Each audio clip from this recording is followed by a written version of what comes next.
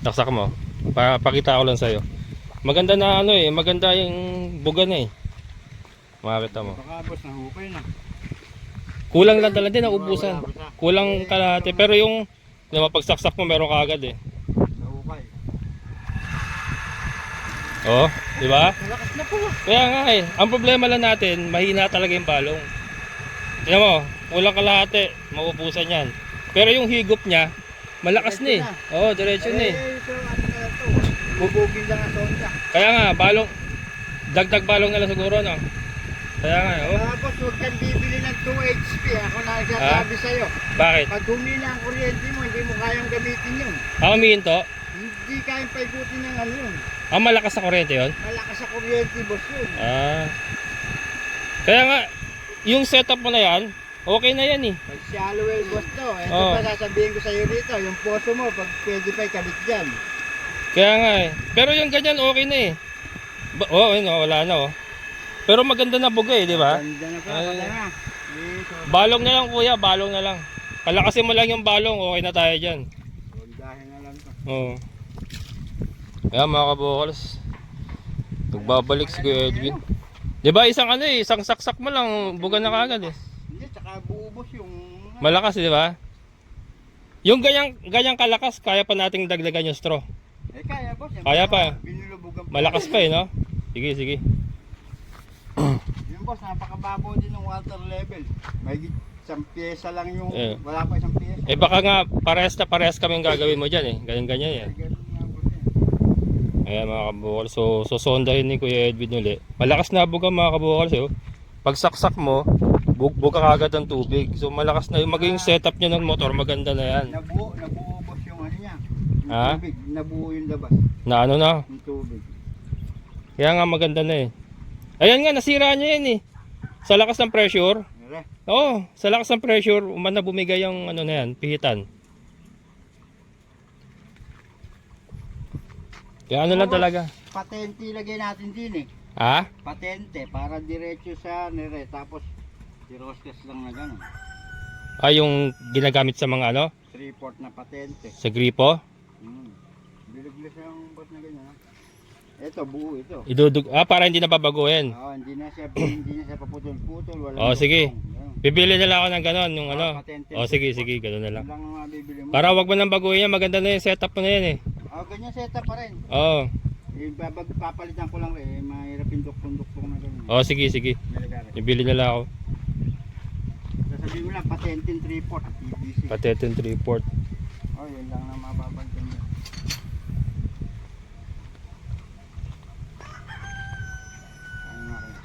Ayan.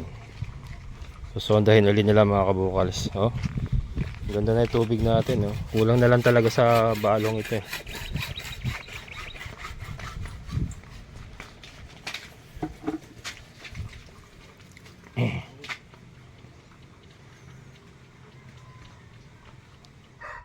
Yan mga kabukals.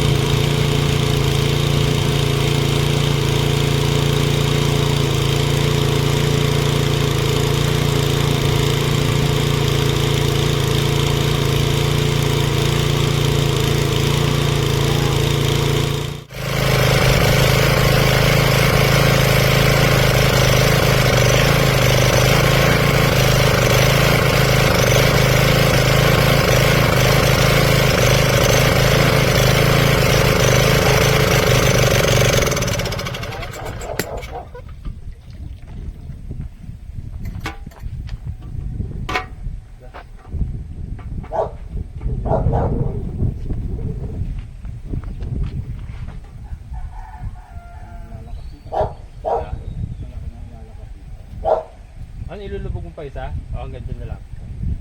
Tingnan ko muna din pag bumabawas. Ah, Ibig sabihin pag bumabawas kasi pag bumawas na, may balo na yun. bago na. Bago na naman yun. Sa dati.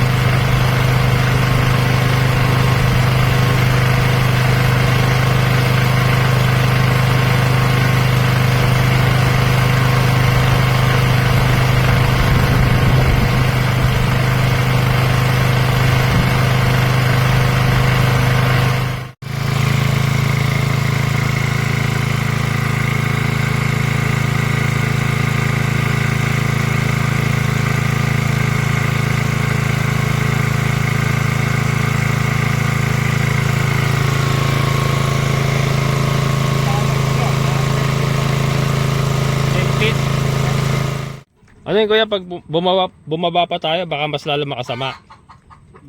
Ha? Lalo bababa ang tubig, no?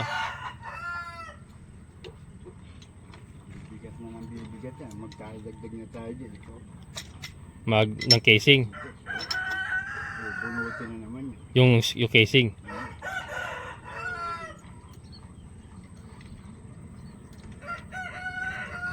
Pero pwede pa rin sondahin yan. Ha? Kung aangat yung tubig. Kung aangat. Merong balong na dun lang siya. Oo. Hindi umaangat na gano'n sa ano. Sa level. Hindi na abot dito. Pero, hindi kasi masyado nagbawas eh, no? Hindi masyado nagbawas yung tubig mo. Ganun yung bumawas eh. Kasi pag minuto lang at bumawas ng ganyan, malakas, sobra lakas na nun. Oo. Bumawas ng ganyan, ibig sabihin, may balong ng pangbalong. May balong panibago. Pero wala pa rin tayo nakuha buhangin, ano? Ang dito, kumukuha ito sa may parang clay na adobe. Yung daang tubig. Gusto nila.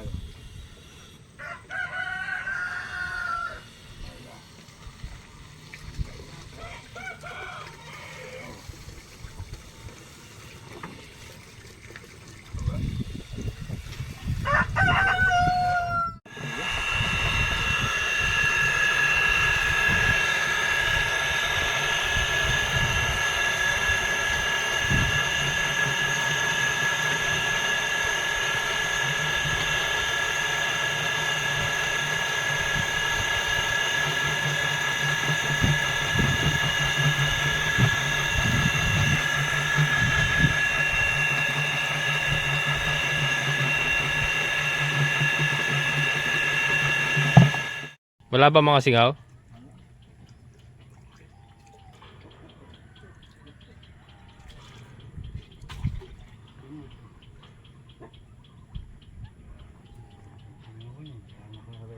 Sa tubig yun eh. Pwede naman tayo, bumat. Kaya nga walang boss na sandali at yung taong birahin nun. Yung gripo ba na yan? Okay pa yan? Baka bumabara na yan ah. Okay pa ba yan? Permis na nakabukas boss. Permis na nakabukas yan. Hmm. Ah, oh, sige. Oh, wala pa rin.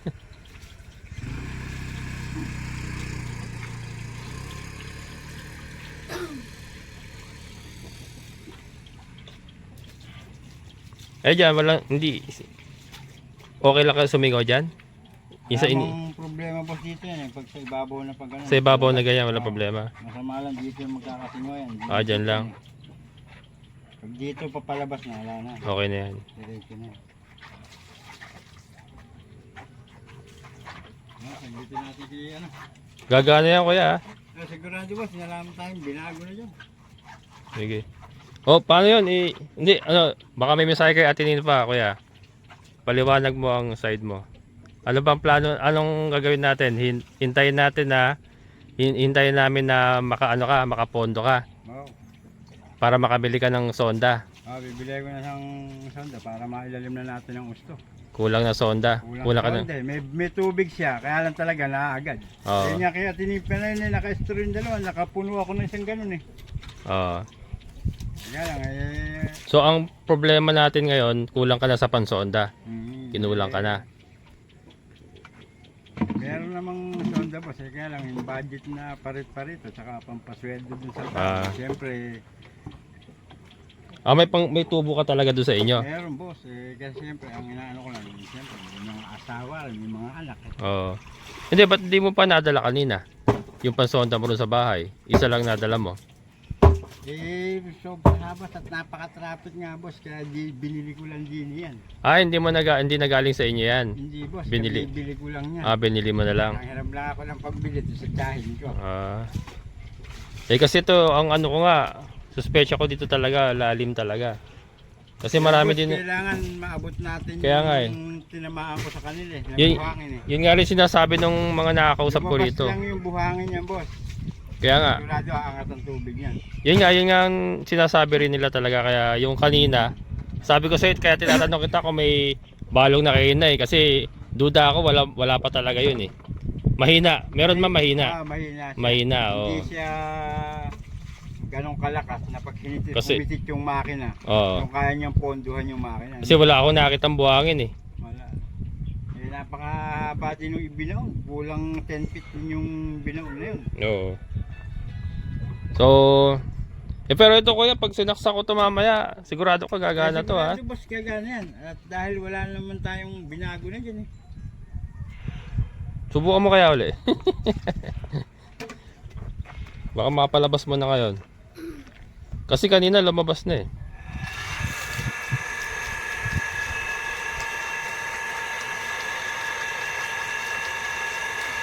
Ayan boss, nagpopondo siya eh.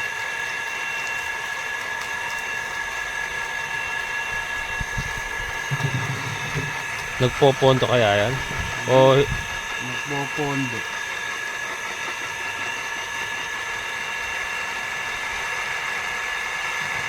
Ayan, nihipit yung makina yan. Ang ganyan ng ano. Ayan o. Ayan o. Oh. Nihipit boss yung makina yan. ah, Oh.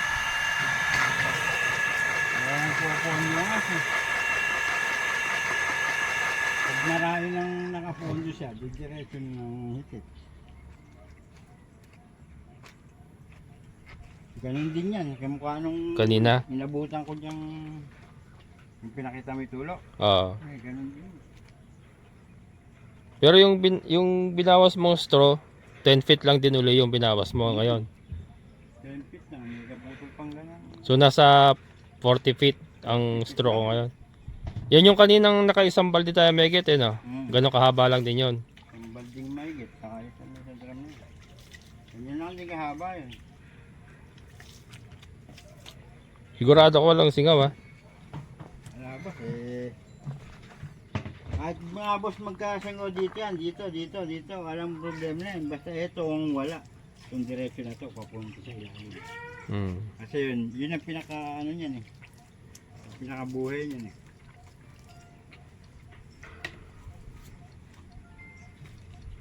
Paano ihintayin ko nila yung ano mo? Oo, gano'n na lang boss. Kaya nakikiusap ako sa'yo, gano'n na lang yung kaya pasunduhin din ako. Pilitin yung mga kasama ko, wala ko ibabayad. Sana intindihan mo yung mga ganun sitwasyon. Yung ino-offer ko sa yung bonus na 2.5, hindi ko muna ibibigay ha. Walang nangyari. Alam mo. Ha? Alam problema boss. Kasi yan. Napatulong ko lang ng matino. Bibigyan kita ng bonus. Okay lang yun sa akin. Itutuloy ko yung sinabi ko sa'yo. Basta mapatuloy mo na yung maayos yan. Pati yung kay Ate Ninfa ha. Dalawa kami. Oo boss. Sige. Ganoon na lang kasi magagalit ako. Wala rin naman mangyayari. Huwag ka na nga galit na-stress ako Hintayin na lang kita ha. Oo. Wag mo na patagalin naman masyado. Baka sumobra tagal. 2-3 araw lang boss. Sige. Baka mga 2 araw nga lang. Masasahan ko yan. Pero ito sigurado ka ha. Sigurado boss na. Tutulo mamaya yan ha. Pagpahingayin ko lang. Ganun din boss yun. Wala naman tayong bilangin. Mas nadagdagan pa nga ng tubig dyan. Mga agda mo yung ano yan. Yung kanina naka-isang balde may gitna Mas dadahi pa yung makukuha mo ano yun. Ano mas pupunta ko si... sige. Gagabin din kami. Sige, hintayin ko na lang yung ano mo ha. At mga 2-3 araw ba, sigurado yun, babalik ako dyan. Sige. Panghawakan ko ulit, salita mo na yan ha.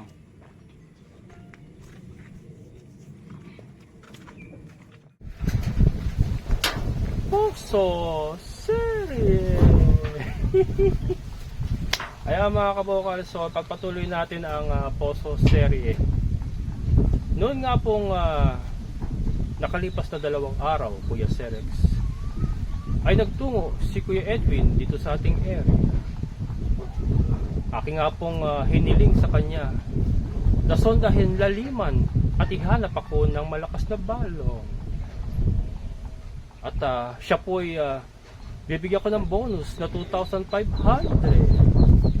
Siya naman po'y pumayag at dali-daling nagtunga nga nung araw na yon dito sa ating area upang sondahin ang ating poso. Sinonda niya, binutas niya. Subalit sa hindi ko malamang kadahilanan, siya po'y huminto nang wala pang nakukuhang itim na buhangin. Ang sabi niya ay may balong na siyang natagpuan, subalit hindi ganong kalakas. Siya nga po'y dali-daling nagbunot ng tubo at ikinabit ang ating motor. Sinubukan, subalit bigo na naman kami. Ayan mga kabokals, hindi ko maintindihan. Yun nga, teleserye, sabi nyo, posto serye, edi nag-narrate ako ng ano. Ayan nga, Kuya Serex. Ayan mga kabokals, kidding aside, bago pa siya magpunta rito, 2 days, 2 days after na, ito, dinugtong na lang po natin itong video na to. Pero that was 2 days ago. So ang sabi nga po niya, pagpahingahin ko lang daw at lalakas at makakakuha ako ng tulad nung nakakuha natin dati na malinis na tubig, at least nakakalating balde tayo. Pero ito, subukan ko mga kabokals para maipakita ko sa inyo.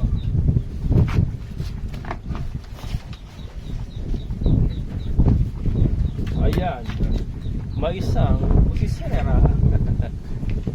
Subukan natin mga kabokals.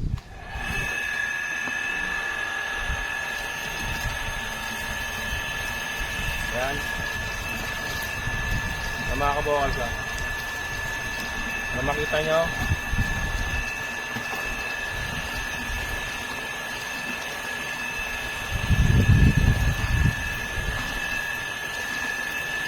At naghihingalo na. Naghihingalo na Kulit mo pa yan ako. na.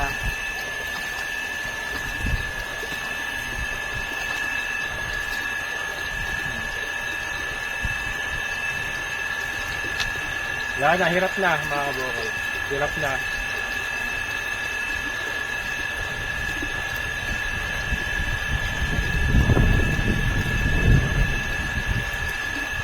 Naghihingalo na.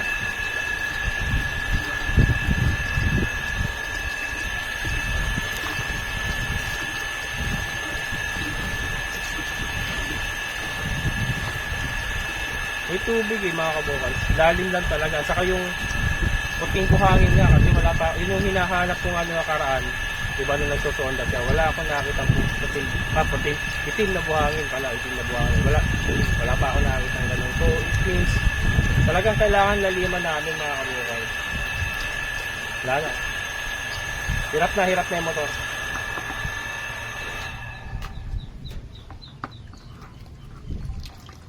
So ito mga kabos, nakuha natin. Kulang sa kalating balde. So ayan, Kuya Serex. Kalating balde, wala pang kalating balde ng amin nakuha. Ang masama doon ay madumi na ang aking nakukuhang tubig. Noong nakaraan kasi mga kabokals, kahit ganito lang yung karaming tubig na nakakuha ko, malinis. Ang problema ko ngayon, sinonda nga kasi niya at tumatiginting na 7 feet. Tumataginting na 7 feet yung nahukay niya nung araw na yon. 7 feet. Mas mataas lang sa akin yung nailubog niya mga kabokal kasi ang paliwanag nga niya yung sondang iba niya nasa bahay nila, hindi niya madala nila. Yun nga, kung napanood nyo naman yung video, ang idinadahilan nga niya pondo para sa tao niya pagpunta rito, hindi ko maintindihan kasi nga may kasunduan na kami. Sondahin